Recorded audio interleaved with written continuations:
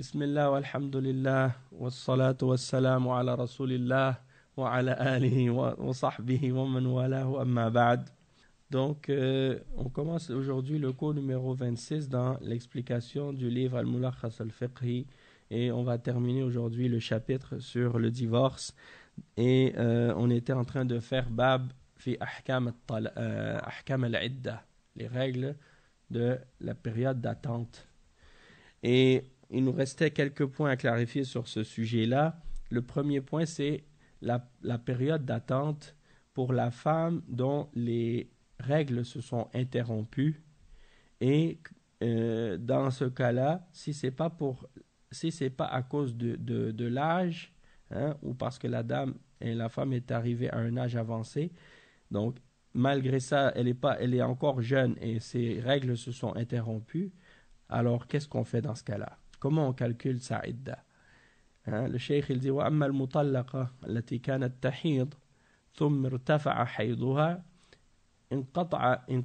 انقطاعا طارئا لا لكبر فيها فهذه لها حالتان. Donc la femme dont les règles se sont interrompues et elles se sont interrompues de façon subite. Et c'est pas à cause de l'âge. Donc, qu'est-ce qu'on fait dans ce cas-là? Il y a deux cas. Le premier cas, on l'a expliqué. Al-halatul ula an la ta'lam as-sabab alladhi mana'a hayduha. فهذه عدتها سنة 9 أشهر للحمل و3 أشهر للعدة يعني أي عدة الآيسة. Le premier cas, c'est la femme qui connaît pas la cause pour laquelle ses règles se sont interrompues. Alors, pour elle, sa idda sera la durée d'une année complète. 9 mois, on suppose la grossesse, et 3 mois supplémentaires comme étant la idda de la femme ménopausée. En tout, ça fait 12 mois. L'imam al-Shafi'i, il dit à ce sujet-là, قال الإمام الشافعي رحمه الله هذا قضاء عمر بين المهاجرين والأنصار لا ينكره منهم منكر علمناه لأن الغرض من العدة هو العلم ببراءة رحمها من الحمل فإذا مضت 9 الأشهر دلت على براءة رحمها منه فتعتد حينئذ عدة الآيسة 3 أشهر فيكون المجموع 12 شهرا وبها يحصل العلم ببراءة رحمها من الحمل والحيض. Donc, l'imam al-Shafi'i il explique que cette opinion de 12 mois, c'est la position de Omar. Il a jugé par cela parmi les muhajirin et les ansar, et il n'y a personne d'entre eux qui l'a renié. Donc, ça veut dire que ça fait partie de al-ijma', ça fait partie du consensus maintenant. Parce qu'il a jugé ce jugement-là, et tous les sahaba ont agréé ce jugement-là. Donc, ça veut dire que ça fait maintenant partie de l'ijma', le consensus. D'accord? Et il dit, le but de faire la idda, à la base, c'est pour savoir que la femme, elle n'est pas enceinte. Elle porte pas d'enfant dans son ventre. Et donc, une fois que les 9 mois sont passés, ça, c'est une chose qui a été établie. Et maintenant, pour les 3 mois supplémentaires, c'est la idda au cas où la femme serait ménopausée. On suppose la ménopause, donc ça fait un total de 12 mois. Et là, on a établi dans ce cas-là que la femme n'a pas d'enfant, elle n'est pas enceinte, et en même temps, on établit qu'elle n'a pas de règles. Elle n'a pas ses règles. Le deuxième cas, c'est la femme qui connaît la cause pour laquelle ses règles se sont interrompues. Et le cheikh dit أن تعلم السبب الذي به ارتفع حيضها كالمرض والرضاع وتناول الدواء الذي يرفع الحيض فهذه تنتظر زوال ذلك المنع أو ذلك المانع فإن عاد الحيض بعد زواله اعتدت به وإن زال المانع ولم يعد الحيض يعني فالصحيح أنها تعتد سنة كالتي ارتفع حيضها ولم تدري سبب رفعه واختاره شيخ الإسلام ابن تيمية وهو رواية عن الإمام أحمد. Donc le cheikh il explique dans le deuxième cas, c'est la femme comme on a dit dont on ignore la raison ou la cause pour que ces règles soient interrompues. C'est soit pas on ignore, on connaît la cause. Hein, le deuxième cas, c'est la femme dont on connaît la cause pour laquelle ces règles se sont interrompues, soit à cause d'une maladie. Ça peut arriver des fois, des femmes à cause de leur maladie, elles perdent leurs règles. Des fois aussi, par exemple, la femme qui ne mange pas assez. Hein. Les femmes, il y a des fois, elles ont de l'anorexie. Hein. Elles sont anorexiques. Elles s'empêchent de manger ou quand elles mangent, elles se font vomir au point où parfois elles deviennent tellement maigres qu'elles cessent même d'avoir leurs règles. Naam. Et dans d'autres cas aussi, il peut y avoir d'autres maladies qui causent ça et parfois c'est à cause de l'allaitement aussi. En général, la femme, lorsqu'elle allaite, après l'accouchement, elle n'a plus de règles jusqu'à la fin de l'allaitement parce que pendant cette période-là, en général, elle n'a pas ses règles. Et également, lorsque une femme prend certaines pilules ou certains médicaments qui font en sorte que les règles soient suspendues, donc pendant cette période-là, la femme n'aura pas de règles.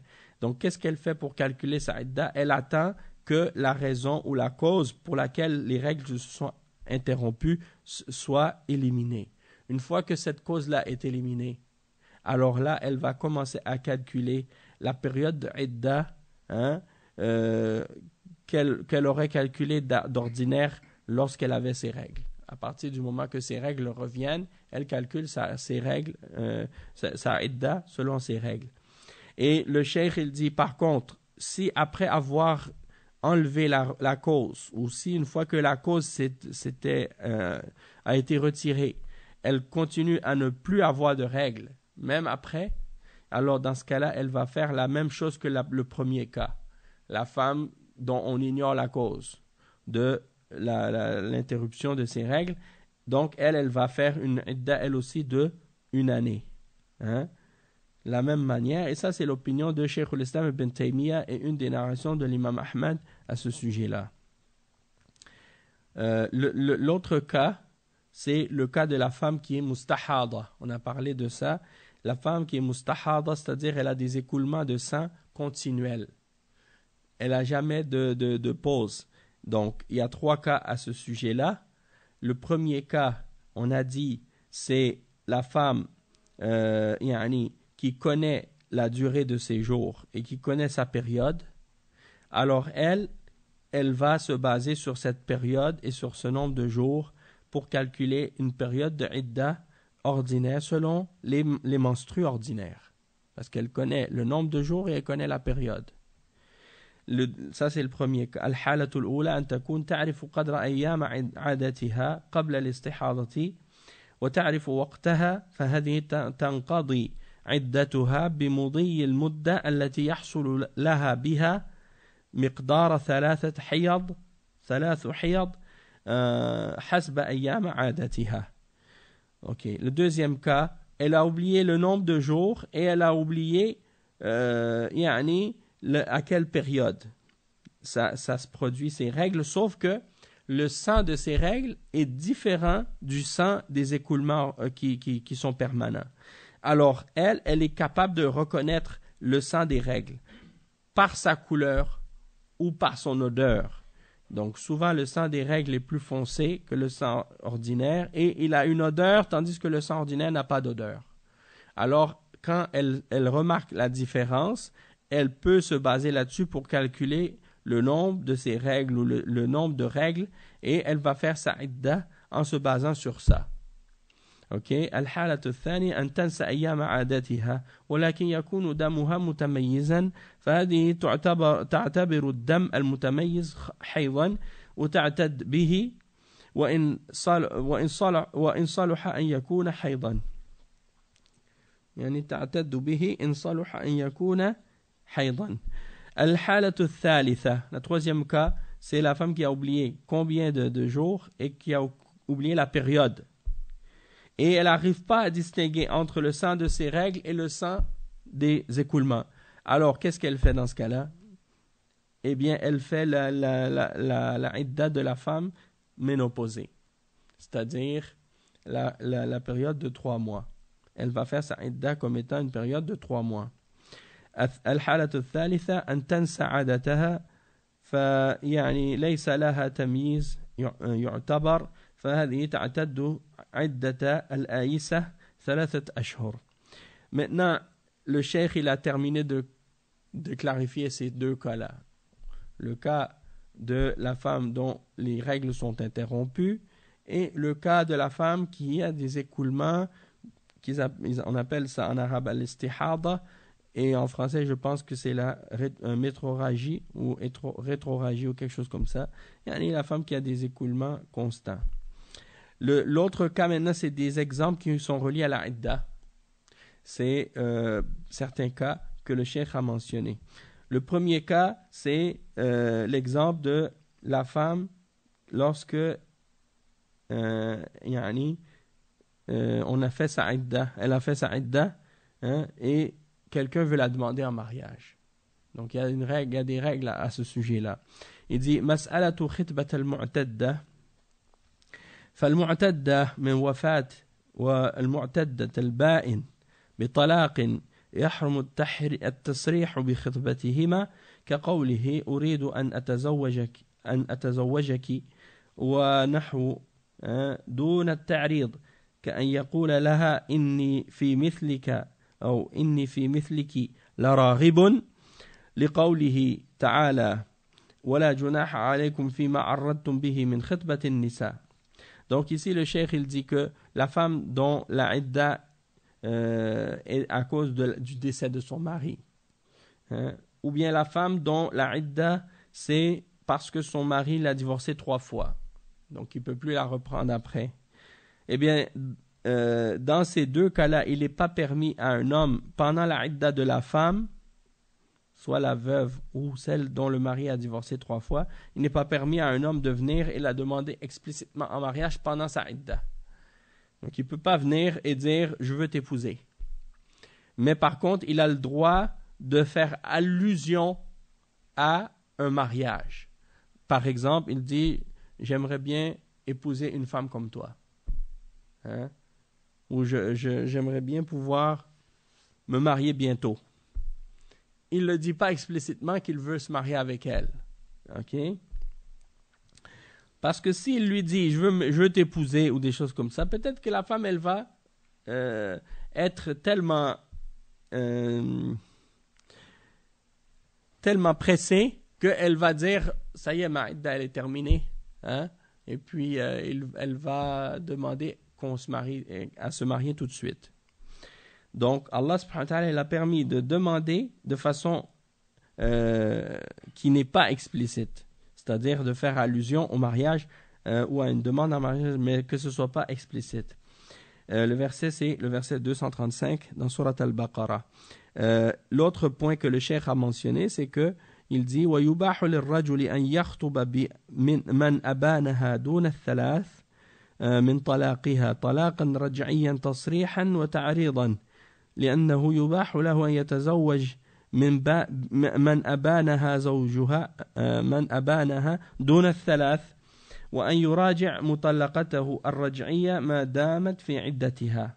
Donc il dit le cheikh que si un homme il a divorcé sa femme une fois et que la période de idda est terminée, donc ça veut dire qu'à partir du moment que sa idda est finie, elle a le droit par la suite d'épouser qui elle veut, même si son mari l'a seulement divorcée une fois. Même s'il a le droit de la redemander en mariage après, elle peut aussi se marier avec, elle peut retourner avec lui, comme elle peut, si elle veut, ne pas retourner avec lui parce que sa idda est finie et épouser quelqu'un d'autre. Donc il n'y a pas de mal dans ce cas-là pour un homme de venir la demander en mariage après que sa idda est finie, soit de façon directe ou de façon par une allusion ou bien de façon explicite. Tandis que la femme qui a été divorcée, qui est encore dans sa idda, eh bien son mari peut la reprendre tant que ce n'est pas 3 fois qu'il l'a divorcée. Tant que ce n'est pas 3 fois qu'il l'a divorcée.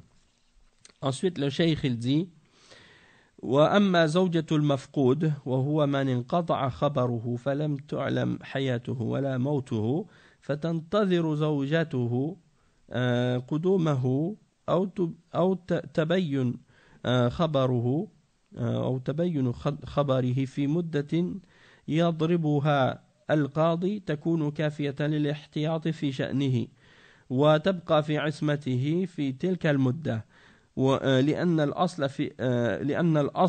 الأصل حياته فإذا تمت مدة الانتظار المضروبة يعني حكم بوفاته واعتدت زوجته عدة الوفاة يعني 4 أشهر و10 أيام وقد حكم الصحابة رضي الله عنهم بذلك.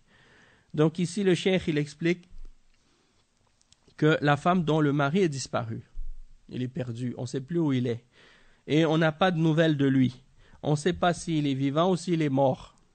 Alors qu'est-ce qu'elle fait la femme dans ce cas-là? Est-ce qu'elle attend toute sa vie jusqu'à sa mort qu'il revienne? Est-ce qu'elle peut se remarier? Est-ce qu'elle ne peut pas se remarier? Est-ce qu'elle a une idda? Est-ce qu'elle n'a pas d'idda? Qu'est-ce qu'elle fait?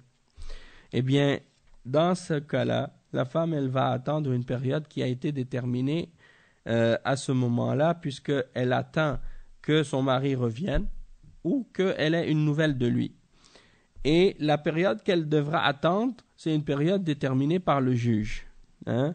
Et il dit que il faut que ce soit une période suffisante pour que donner une possibilité à ce que le mari revienne. Parce que si ce n'est pas une durée suffisante et que l'homme revient, il va trouver sa femme mariée avec quelqu'un d'autre. Hein? Donc ça va être un problème. Donc c'est mieux de donner une période suffisante. Et à la base, donc, on considère qu'il est vivant. Mais une fois que la période qui a été déterminée est conclue, eh bien, on jugera que l'homme est décédé. Et la femme fera donc une idda comme étant veuve. Et elle attendra donc une période de 4 mois et 10 jours. Comme les Sahaba ont jugé de cela. Et l'imam Ibn al-Qayyim, il a dit à ce sujet, et là ici je vais lire tout ce que l'imam Ibn al-Qayyim a dit. Il dit, قال الإمام ابن القيم رحمه الله حكم الخلفاء في امرأة المفقود كما ثبت عن عمر وقال أحمد ما في نفسي شيء منه يعني خمسة من الصحابة أمروها أن تتربص وقال ابن القيم قول عمر هو أصح الأقوال وأحراها بالقياس وقال ابن تيمية شيخ الإسلام ابن تيمية رحمه الله هو الصواب انتهى كلامه. Donc l'imam Ibn al-Qayyim, il a dit que les khulafa ar-rashidin, ils ont jugé que la femme dont le mari est disparu ou qu'on n'a pas de nouvelles de lui, le jugement il a été établi à son sujet par Omar ibn al-Khattab radiyallahu anhu. Et l'imam Ahmad a dit, je n'ai aucun doute à ce sujet-là. Il y a 5 parmi les sahaba qui ont ordonné à cette femme d'attendre. Donc elle doit attendre une certaine période. Et Cheikh Ibn al-Qayyim il dit également que la parole de Omar, c'est la parole la plus correcte parmi toutes les positions et la plus correcte par rapport à l'analogie, au qiyas. Et Cheikh al-Islam ibn Taymiyyah, il dit que c'est ça la position correcte. Fin de la citation. Donc le Cheikh, il dit فَإِذَا انْتَهَتْ عِدَّتُهَا وَحَلَّتْ لِلْأَزْوَاجِ فإذا انتهت عدتها حلت للأزواج ولا تفتقر إلى طلاق ولي زوجها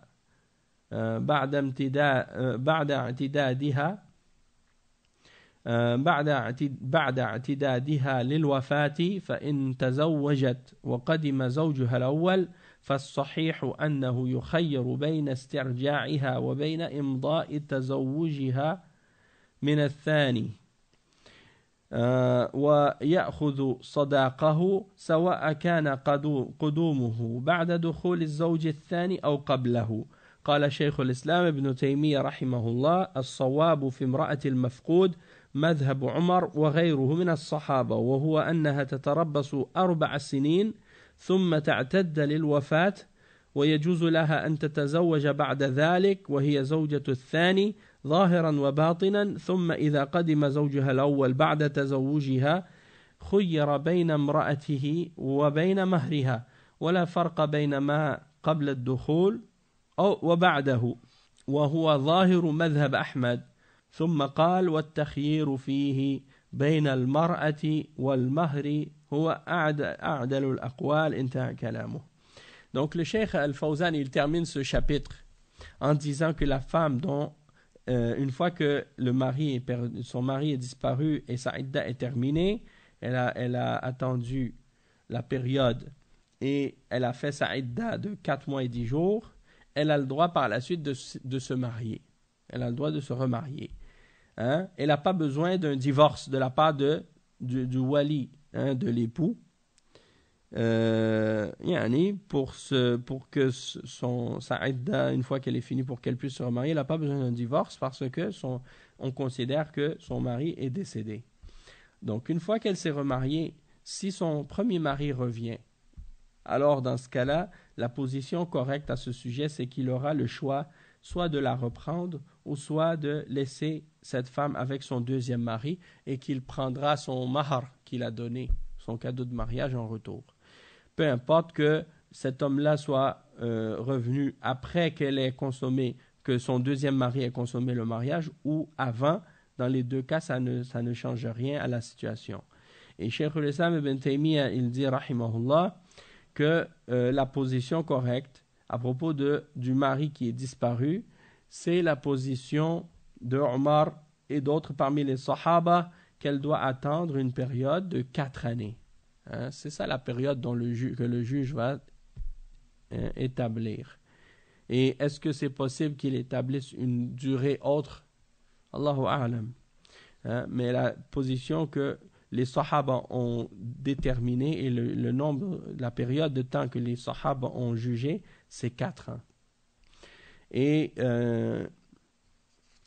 disons qu'à l'époque, 4 ans, c'était une période qui était déterminée par rapport aux distances, par rapport au voyage, par rapport à ces époques-là. Ce n'était pas comme aujourd'hui. Pour les distances et pour les voyages, c'était beaucoup plus compliqué. Si un homme partait à la guerre, si un homme partait en voyage ou en faire du commerce ou au Hajj, hein, imaginez quelqu'un, il vit en Andalousie, hein, à l'époque, puis il partait jusqu'à la Mecque faire le Hajj. Il devait peut-être voyager pendant des mois, hein, pour y arriver par bateau et ensuite à pied, à travers des déserts, à travers des contrées difficiles. Il peut lui arriver n'importe quoi. C'est pas garanti qu'il va revenir. Donc, il y en a qui partaient, ils s'en allaient en Asie. Il y en a qui partaient, qui s'en allaient faire des voyages très loin. Et ils revenaient peut-être bien plus tard, donc dans des années après.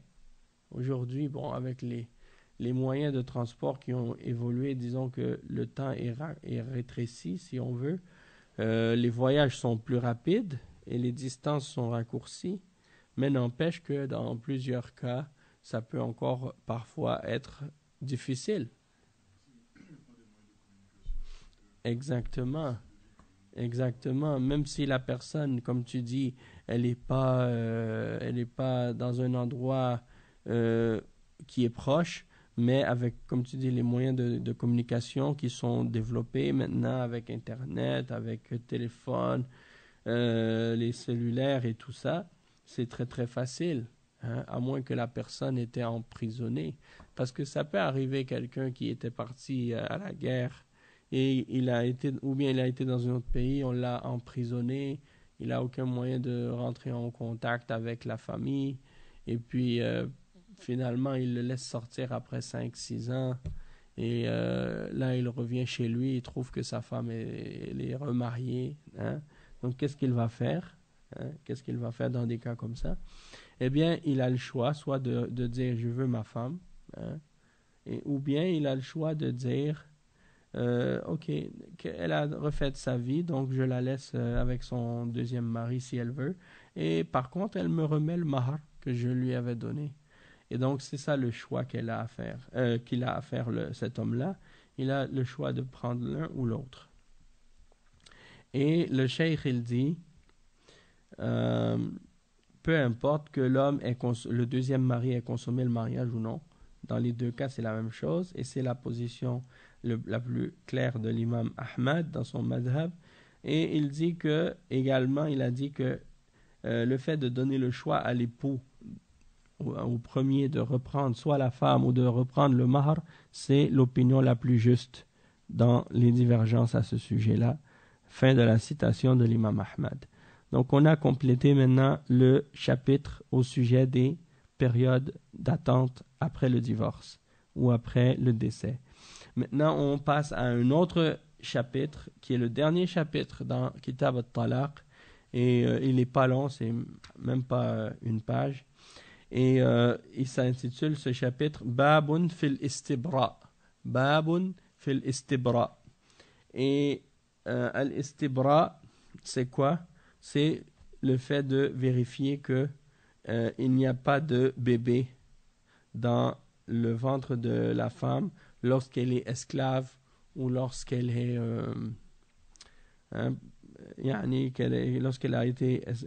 lorsqu'elle est esclave. On va attendre un certain nombre de temps pour vérifier que la femme elle n'est pas enceinte, soit avant de la vendre ou avant d'avoir des rapports avec elle ou des choses comme ça. Donc ici le cheikh il explique et il dit babun fil istibra. Al-istibra huwa tarabbus يقصد منه العلم ببراءة رحم ملك يمين ومأخوذ من البراءة وهي التمييز والقطع.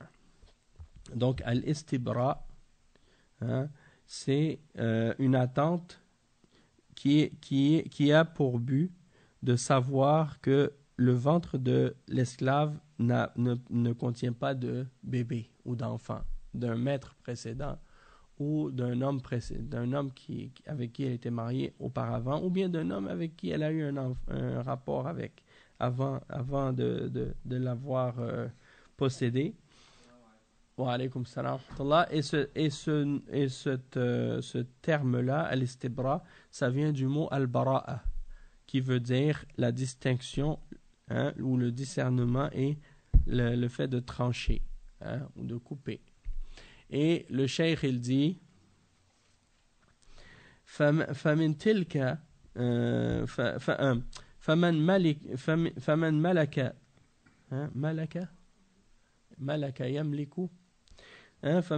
أمة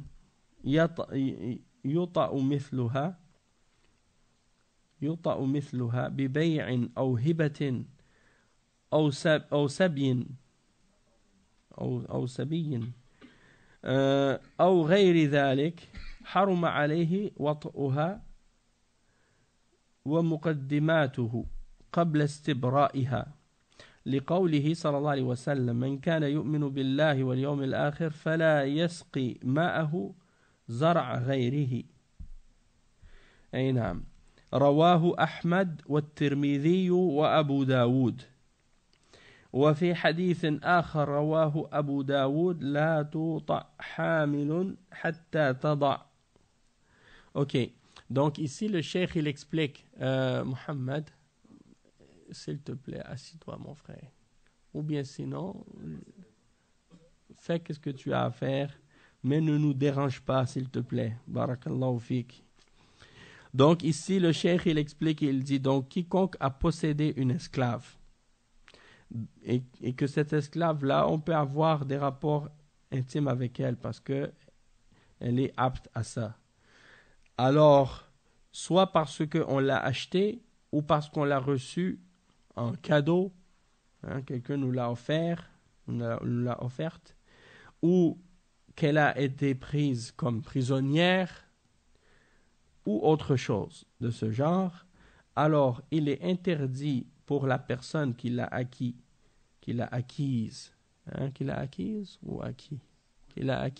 cette esclave, il est interdit pour lui d'avoir des rapports sexuels avec elle, wa alaykum salam wa rahmatullah, ou d'avoir des préliminaires avec elle, tant qu'il n'a pas vérifié qu'elle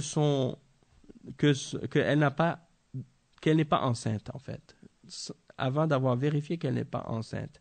Et c'est basé sur le hadith du prophète, sallallahu alayhi wa sallam, qui dit, comme c'est rapporté par Ahmad et At-Tirmidhi et Abu Daoud,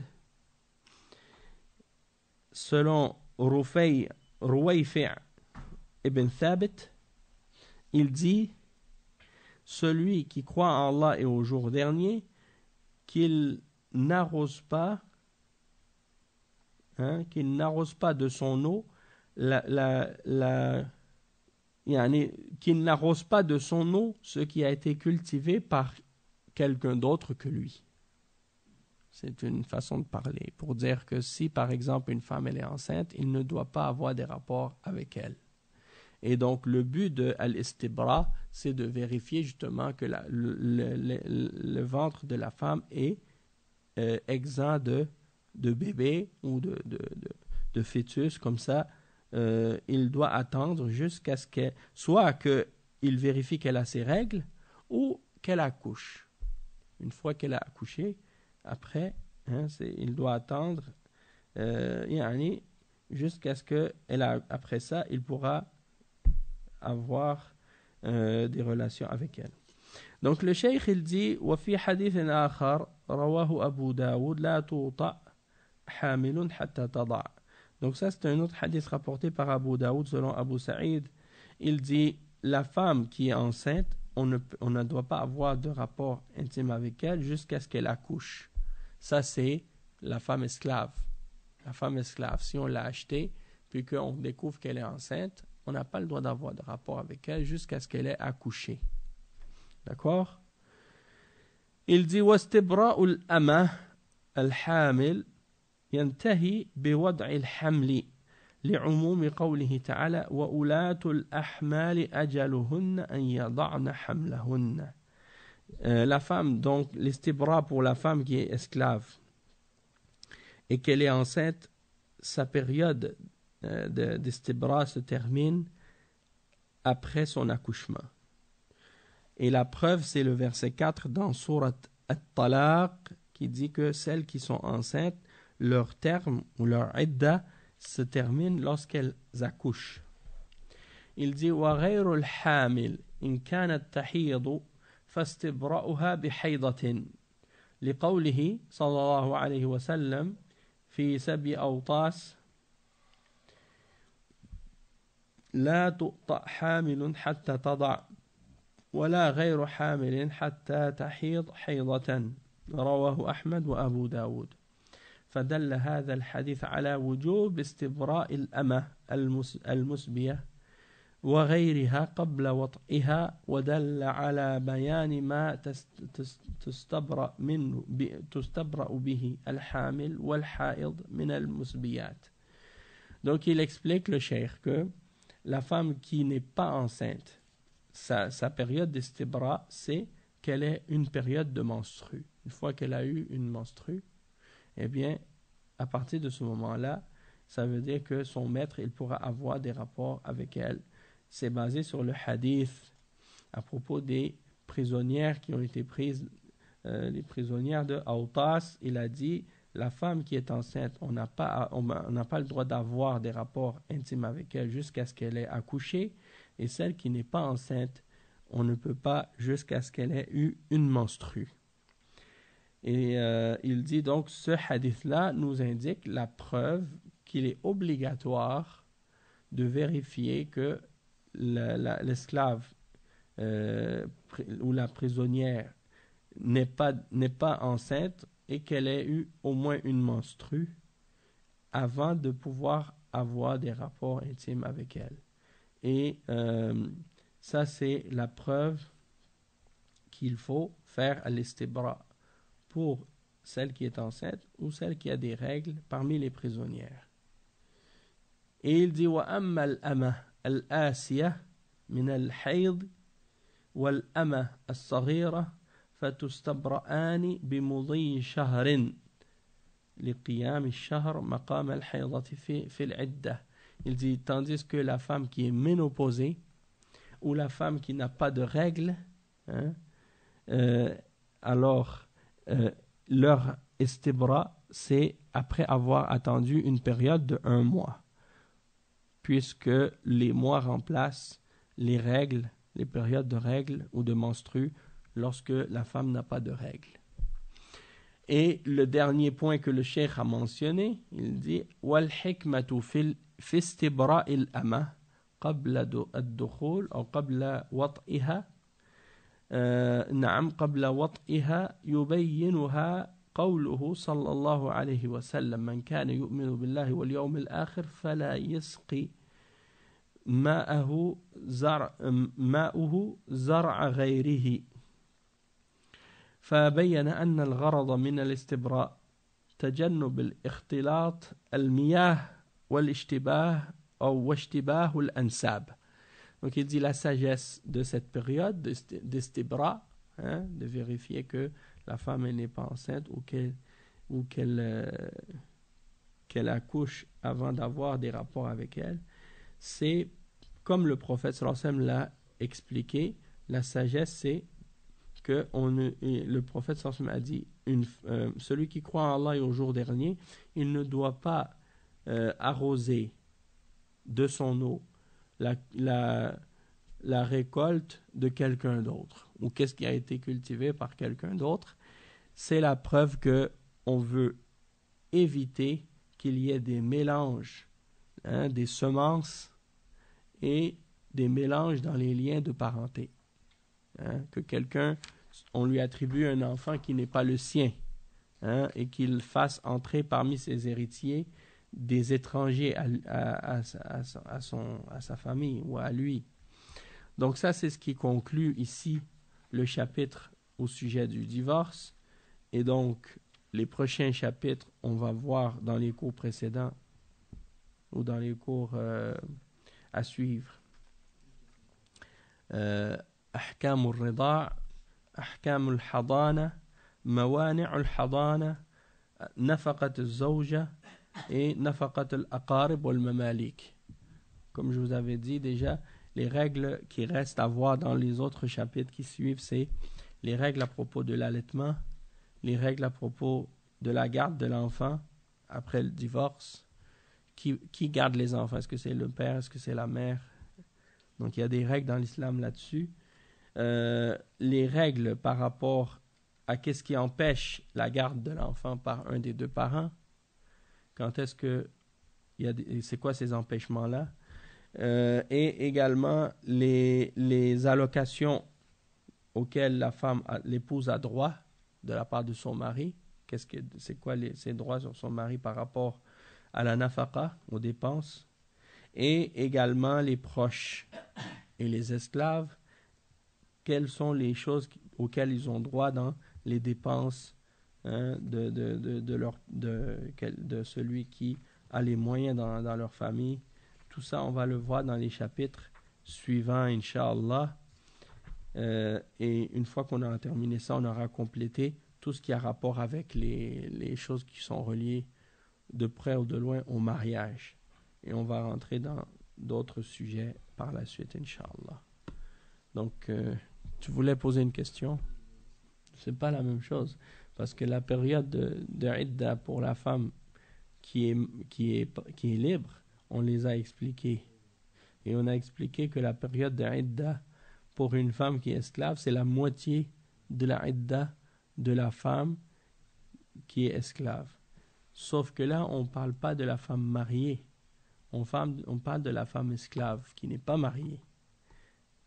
نعم سبحانك اللهم وبحمدك أشهد أن لا إله إلا أنت أستغفرك وأتوب إليك وصلى الله وسلم على نبينا محمد وعلى آله وصحبه أجمعين والسلام عليكم ورحمة الله وبركاته.